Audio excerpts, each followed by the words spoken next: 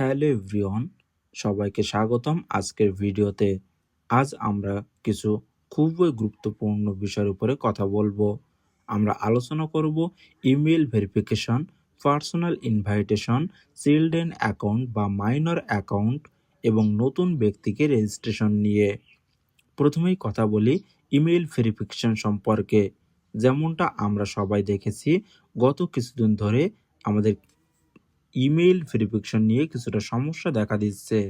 কেউ কেউ সঙ্গে সঙ্গে ভেরিফাই করতে পারছেন, কারো একটু দেরি হচ্ছে, আবার কারো একদমই হচ্ছে না। এই বিষয়টি আমাদের টেকনিক্যাল টিম লক্ষ্য করেছে এবং তারা দিনরাত কাজ করে এই সমস্যাটা সমাধানের জন্য। তাই বন্ধুরা, যাদের ইমেইল ইতিমধ্যে ভেরিফিকেশন হয়ে গেছে, খুব ভালো কথা। আর যাদের হয়নি, দুশ্চিন্তার কিছুই নেই। আপনাদের আবার রেজিস্ট্রেশন করার কোনো প্রয়োজন নেই। শুধুমাত্র অপেক্ষা করুন। যখনই টেকনিক্যাল টিম সমস্যাটি সম্পূর্ণভাবে ঠিক করবে, তখন আপনারা সহজেই ইমেল ভেরিফিকেশন করতে পারবেন। তাই দয়া করে ধৈর্য ধরুন। যখনই নতুন আপডেট আসবে, আমি আপনাদেরকে অবশ্যই জানাবো, অথবা আপনি যে গ্রুপে আছেন সেখান থেকেও ইনফরমেশন পেয়ে যাবেন। এখন কথা বলি পার্সোনাল ইনভাইটেশন নিয়ে। অনেকে কনফিউজড যে তাদের রেফারেল লিঙ্ক বা ইনভাইটেশন কোথায় আসবে, ইকোসিস্টেমে নাকি রেজিস্টার ইমেইলে। ইমেইল ইনভাইটেশন পাঠানো হয়েছিল, সেটা শুধুমাত্র ফার্স্ট মেম্বারদের জন্য এবং সেটা সম্পূর্ণ হয়ে গেছে। এখন চলছে সেকেন্ড রাউন্ড এবং এটি শুরু হয়েছিল সেই দিন যেদিন আমাদের ও নিউজ 18 আপডেটটি এসেছিল। যদি আপনি এখনও ও নিউজ 18টি ভালোভাবে না পড়ে থাকেন, তাহলে দয়া করে ইকোসিস্টেম লগ ইন করে আবার পড়ে নেবেন।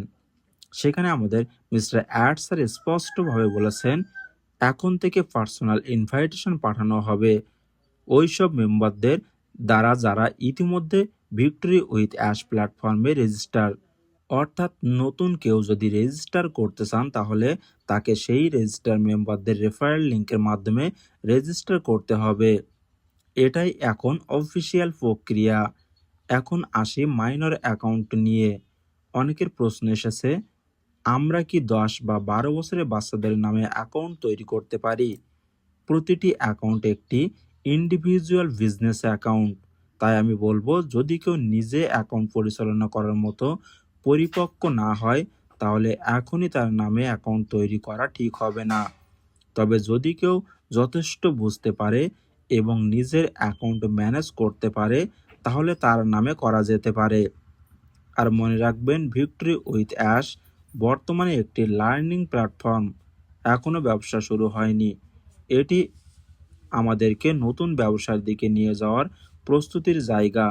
তাই শিশুদের নামে অ্যাকাউন্ট তৈরি করার দরকার নেই, বরং বড়রা শেখার উপরে ফোকাস করুন। এখন আসি অ্যাপ্লিকেশন সম্পর্কে।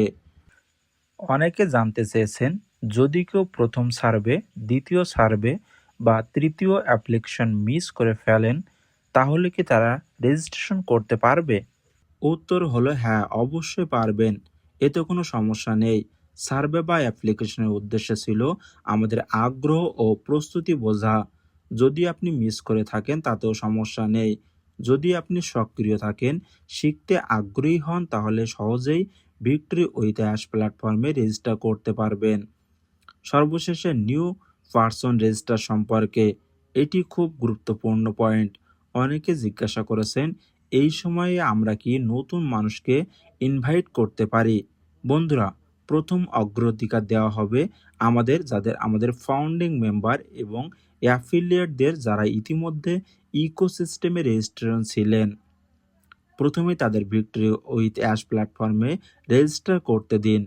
এরপর যদি কোনো নতুন ব্যক্তি সত্যি আগ্রহী হয় বা পজিটিভ ও শেখার ইচ্ছা রাখেন, তাহলে তাকে রেজিস্টার করাতে পারেন।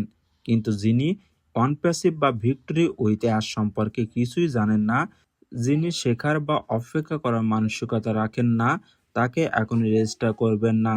যারা শেখার আগ্রহী, ধৈর্য ধরতে পারেন এবং ভবিষ্যতে বিজনেস প্ল্যাটফর্মের জন্য প্রস্তুত, শুধুমাত্র তারাই এখানে উপযুক্ত।